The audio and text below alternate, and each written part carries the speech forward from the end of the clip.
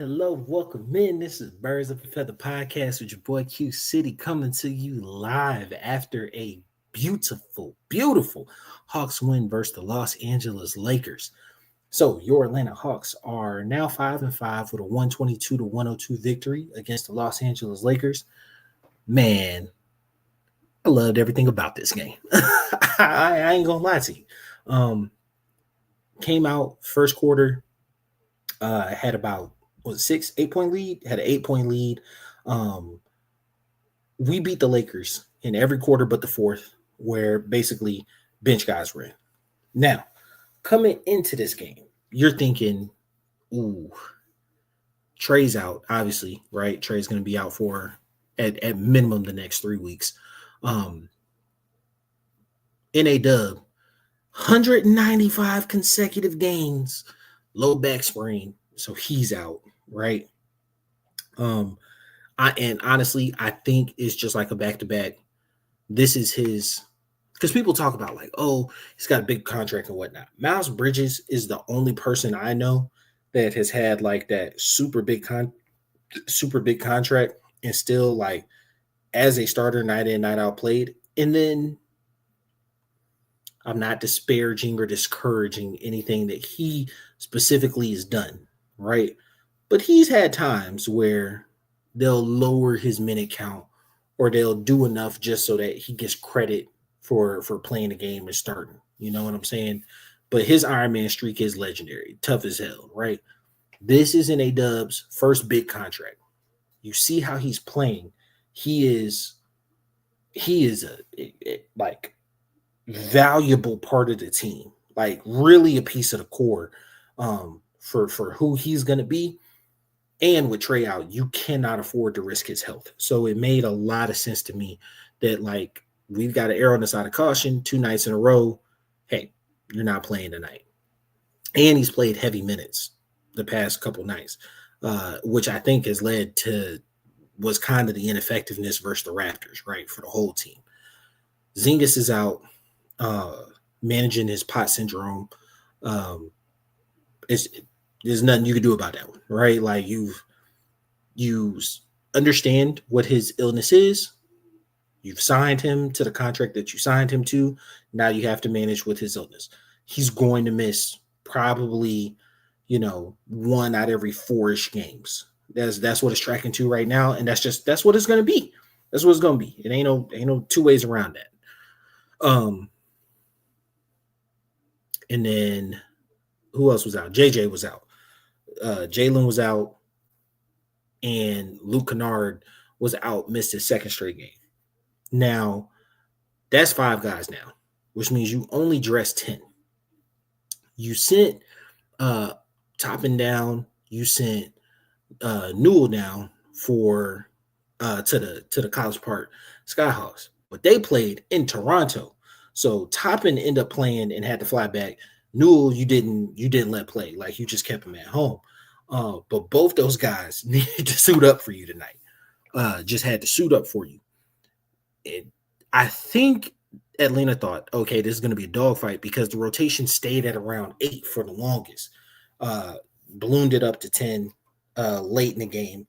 But then you you got 11 dudes playing? Yeah, because Dante got in super late.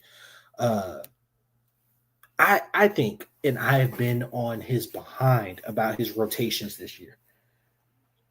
I think knowing that you really only had 10 guys and then you were blowing them out the way you did, I think he did a great job of balancing minutes, right? So, like, Dyson Daniels played a lot of minutes tonight, right? He played 36 minutes.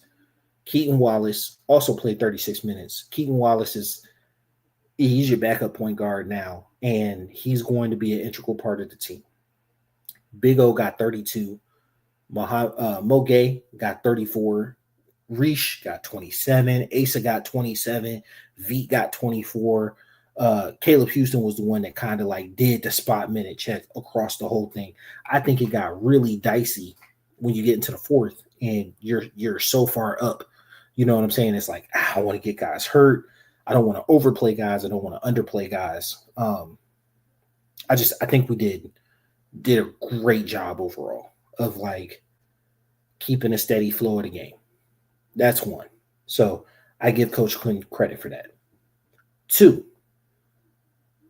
Mo Gay is a name people gotta know. 21-7-7. Mwah, right? That's beautiful. But like, it's not just the boards, right? It's not just the assist. I would say the Hawks scoring 120 points, somebody's got to make those shots, right? Like, but just honestly, like somebody's got to make the shot, somebody's got to make the assist. The ball was moving, it wasn't sticking tonight. We have struggled from three this season. Like we've not been super prolific from three. The three ball was falling tonight was part of it, but the other part of it is that the Lakers suffer from not having point of attack defensive stoppers. Like their perimeter defense is actually pretty terrible, right? And back when they had AD, it was like, okay, we don't have to super invest in perimeter defense because we could funnel toward the inside and we have an eraser down there. Well, the defensive game plan hasn't really changed because your personnel hasn't overly changed. And like LeBron coming back ain't gonna fix that. Vanderbilt played the weird minutes tonight. Actually, how many minutes did Vanderbilt have tonight? He had 28 minutes, but they were very weird.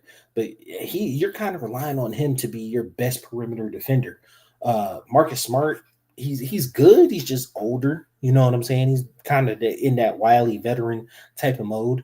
But overall, like the Lakers don't have great perimeter defense. So they're funneling things inside. And like when they get inside, the Aiton's not like a huge shot blocker, so they're collapsing, and they have been left wide open for the three. Wide open for the three. And usually Atlanta can't capitalize on that. Tonight they did to a high regard. Reach had 19 points, 4 threes. That's a beautiful game. That's exactly how you want him to play. Mo Gay with the driving kick, Keaton Wallace with the driving kick. Dyson Daniels had a career day. 10-13 at 8. He was on triple double watch for a little bit, but like a couple steals. He's now the franchise leader in steals. This was such a beatdown. it was such a beatdown, and it felt great coming off that Raptors game. All the we don't need Trey noise is gonna start up again, especially considering the assist numbers. But like, you guys, Dyson had 13 assists. You know what I'm saying? Like Keaton 7, Mo Gay 7. That's no different than like Trey would have had more points. You know what I'm saying? But like the assist numbers are going to be there because somebody's got to make the shots. The flow of the offense was really good, and the Lakers are it's a bad matchup for them. It's a bad matchup for them. How the team was presently constructed. And no one's saying that we don't need KP or JJ or anybody else. It's just, I think the Lakers kind of overlooked us a little bit coming in. And then the Avalanche started, and it was hard for them to catch back up. We won this game by 20. We were up by like 32 or 34 at one point. It was a true and total beatdown, and it felt amazing. It's new. Hey man, that is a nice looking rookie. Active on the boards, active shooting. He got a nice stroke to him shooting the ball. I want to see some more of him. I don't think he's an 82 game player. Probably only going to be called up in event of an injury, but I think he's a solid 9-10 guy, right? Maybe not in this rotation right now. And I think that speaks to kind of the next point I was getting to. So I'm thinking of our team as whole, right? You got Trey, Dyson, Reese, JJ, and KP, right? First man off the bench is in A-Dub. The money dictates that. The style of play dictates that. The skill set dictates that. Your seventh man is Luke Kennard. He's hurt right now, but like, I got on him first 2-3 games of the season for, his level of aggression, but the spacing that he provides is absolutely necessary and very much needed. He's a pro, like a pro shooter, right? You give up a little defensively with him being on the court, but he's active enough. And like with the type of offense that you're playing, with Reach being on the floor as a spacer, O being on the floor as a spacer, you need to continue to have spacers on the floor. So like if you want to say Big O is 7-man and Luke's 8, that's fine. But like when you shorten to your 8-man playoff rotation, those two are in it, right? So that's 8. Keaton Wallace is your 9th man, right? Moke is your 10th man. I'm gonna be honest with you. 10th man don't. Gay might have pushed himself into 9, right? And with Luke out, everybody's kind of pushed up right now, right? Luke out and a dub out, everybody's kind of pushed up right now. But like Gay is like your 9th, 10th man right now.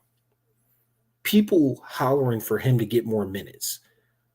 Maybe over the course of an 82 game season, he'll average out to about 16, 18, somewhere in there. But like for him to be playing, somebody else has to not play, right? Like there's only 5 dudes on the basketball court. Who's not playing? Like, because his minutes are you not playing JJ? His minutes, are you not playing KP? KP has stayed up under 30 minutes so far for the season. So I'm not sure if that's like he's on a soft minute restriction or he's working his way back and they're going to gradually increase throughout the year, or is this just the player he is? In which case, you need a 10th man who's gonna play 16 to 18 minutes, right, at that position. And he's active on the boards. I've seen him slide down, guard multiple defenders. Tonight he was on Laravia. He was on Connect for a little bit. When he got switched on Luka, it was barbecue chicken. But he played Ayton. Like he's a very versatile defender. Love him on the court, right? You got to find the minutes for him. So that's 10. 11 is V. It just is facts, is V, right? When you get to your 12, 13, 14, 15, man, those are really interchangeable, right? And so, like, if you want to say Ace is 12, does it benefit him more to be the 12th man on the bench, possibly get in spot check foul trouble after, because even position he's playing, you can slide JJ up or down, you can slide Reach up or down, you can slide KP up or down, you can slide Mo up or down, you slide Big O up or down, 4 or 5, some of those in the 3s, right? Like you can slide them up in like whole front court. You got like 5 dudes in front of you. Reach can probably go up to the 2, but you got like 4 dudes legit in front of you before you can get minutes and deal with foul trouble, et cetera, et cetera. And then even V, really, honestly, can play the 3 a little bit. So like it's a long runway before you can get on the court. Would your time be better spent developing, playing basketball, like playing games, right? Being with the College Park Jayhawks? Is that the best way to like keep you fresh, keep you motivated, keep you engaged throughout the season? Because you're not going to get a lot of time and opportunity here, and I don't really think you can work your way into the rotation like that. Just to be honest, it's going to be very hard to work your way into the rotation. I think we've seen spots, right? I think we've seen spots. If anything, I think we're kind of just decimated, like especially tonight. We're decimated at the guard spot, right? We were decimated at the guard spot. We had 4 guards, one was playing. So, if he was more of a guard, it'd be possible, but that's not his game. I say Reach can slide up to the 2 just from a shooting perspective. It's glaringly obvious how uncomfortable he is with the ball in his hand, and like that is not a quality I think is commensurate of a number 1 overall pick. And that this is about as hard as you're going to see me be on Reach.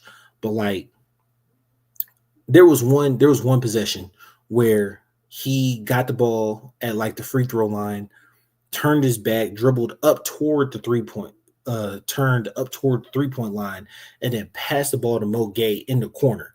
Mo did a show fake, hard drive, two dribble, went put his feet in the paint, and then I'm not sure if he shot like a hook floater or he passed out or whatever it was. But like I just remember seeing that play and being like, yo, like Mo looks so much more comfortable with the ball in his hands than Reach does, right? In terms of just like a dribble and attacking perspective. So like when Reach is dribbling the ball, he's like dribbling to escape and then pass off, or he's dribbling to like one pull up, set up a shot, or he's not dribbling at all. And it's just like, man, you do not look or feel comfortable with the ball in your hands. So like, I want to see that part of his game develop more. And he's spoken on it. You know what I'm saying? It's not like I'm, delivering breaking news here, but that's if that's the most critical I can be on this game or be on him, then that's what I want. This was a beautiful game. I loved it. Um, let's go Hawks. We will be back in on Monday at the Clippers. So we got a day's rest, and then we're traveling west. So tune in to the Hawks Pod. We'll be dropping that later on tomorrow. Appreciate you guys. Love you. Follow us at all platforms at BOAF Media. It's been your boy Q City, and I'm out. Peace.